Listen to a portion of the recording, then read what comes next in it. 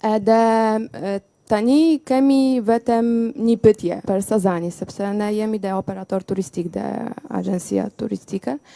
Edhe njerëzit flasit për Sazanit, hapur, nuk hapur, mbyllur, sepse Ivanka do vi. Dhe të gjitha flet është një rajon turistik edhe shumë naturale, edhe çapati andej. Kemi turizm në Sazani ose jo? Shiko, se këtu flitet shumë për gjithçka edhe për fat keq bëhen fakte gjëra të pavërteta, marrin vend edhe bëhen të vërteta, e s'ka zot pastaj që i ndryshon ato gënjeshtra që janë bërë të vërteta. Më lër të mbaroj. Se është hapur gjithandej, edhe kur shkruaj mediat e huaja thonë që qeveria ka shitur ishullin e Sazanit familjes Trumpit. Kjo është e pavërtet. Ne nuk e kemi shitur dhe nuk e shesim ishullin, sepse Sazani është pronë e Republikës Shqipërisë, do të mbetet pronë e Republikës Shqipërisë, e para. E dyta, ne nuk e kemi përfunduar akoma sot që flasim negociatën për Sazanin. Pse nuk e kemi përfunduar dhe çfarë po negociojmë ne, sepse Republika e Shqipërisë, Shteti Shqiptar do jetë pjesë e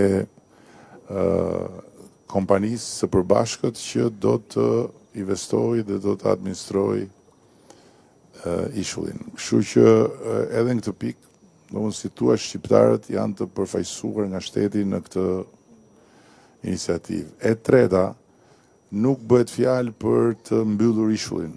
Pra nuk do jetë një resort i mbyllur, siç mund të ketë resortet vogla që janë mbyllura me mure dhe që hyjnë vetëm ata që banojnë ose ata që ftohen. Nuk do të jetë i mbyllur, se nuk do bëhet rezervat i privilegjuar. E katërta, projekti i Sazanit ka ndryshuar në proces, si projekt ndërtimi. Pra, aty do të ketë shumë pak ndërtime dhe do të ketë një profil kulturor, artistik të rëndësishëm.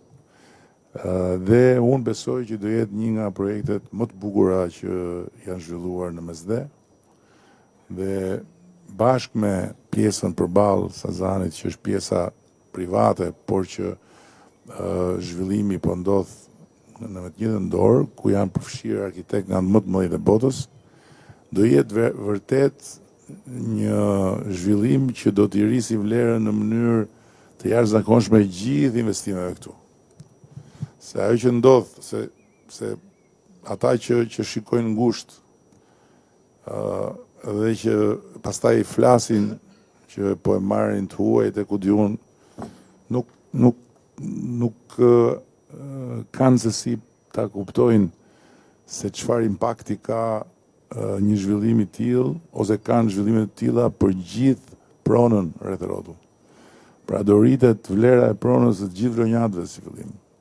Do rritet shumë vlera dhe çmimi i të gjitha investimet të reja që po bëhen. Pse? Sepse njerëzit që nuk do shkojnë dot atje, do kenë dëshirë të jenë afër. Edhe do kenë dëshirë të bëhen pjesë e gjës. Kështu që pa diskutim që kjo do jetë vetëm të mira për Vlorën, edhe